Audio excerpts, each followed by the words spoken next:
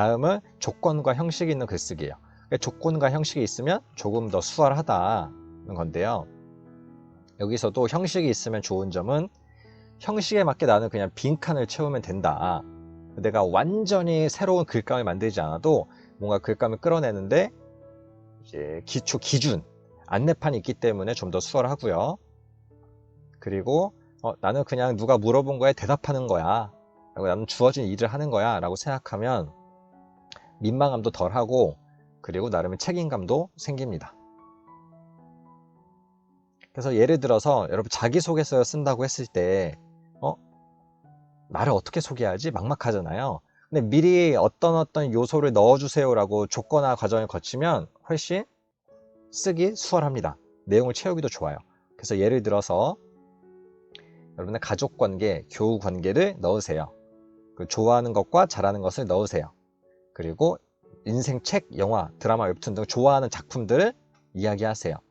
그리고 삶의 위기와 그리고 극복한 과정을 담으세요.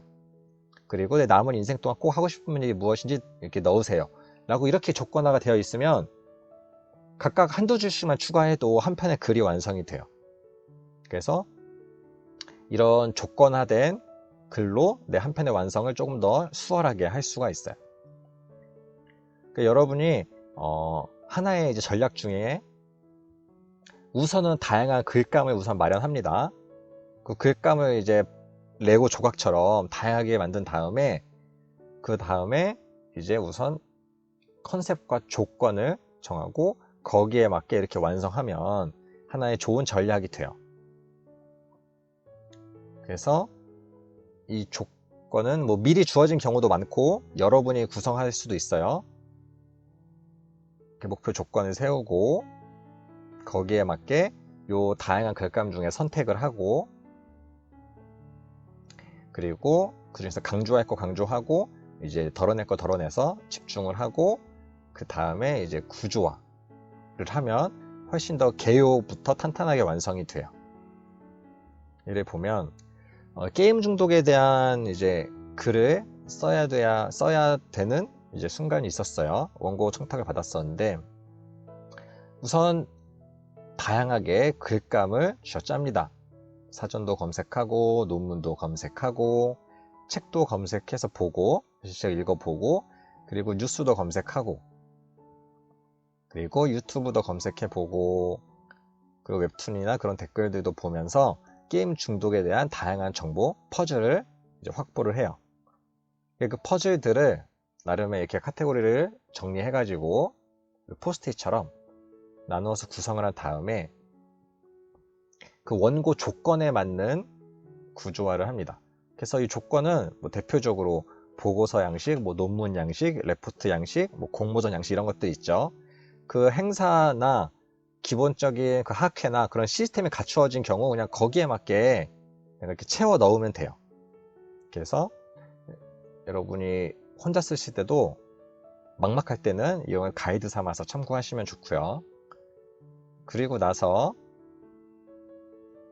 이렇게 나름의 어떻게 먼저 시작하고 그 다음에 어떻게 해야지 이런 것들을 조절해서 할 수가 있습니다. 네, 또 하나의 예로 제가 웹툰 리터러시에 대한 원고 청탁을 받은 적이 있어요. 실제로 이렇게 메일이 왔었거든요.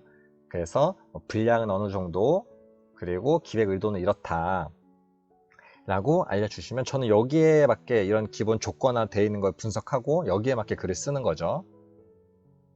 그러면 차라리 방향성이 명확하면 쓰기 수월하기도 합니다. 그래서 우선 글감을 짜내요. 웹툰 리터러시라고 했을 때 웹툰에 대한 내용을 뭘 쓸 수 있을까? 네이버 검색도 하고 유튜브 검색도 하고 SNS 검색도 하고 뉴스 검색도 하고 검색하는 출처에 따라 이제 다양한 내용이 나오니까 여러 가지 검색을 한 다음에 글감을 조직합니다. 그래서 이렇게 A, B, C, D 이렇게 나름 카테고리 분류를 해서 검색한 내용을 나름 정리를 하고요. 그리고 그것을 조건에 맞게 이런 내용 넣어달라고 했으니까 그걸 바탕으로 다시 재정리를 해가지고 이렇게 하나의 개요를 완성합니다. 그래서 이런 추천해달라고 했지 웹툰 검색 기준이 뭐였는지 물어봤지? 뭐 이런 것들을 조건화 내용을 바탕으로 글을 뚝딱 완성할 수 있어요.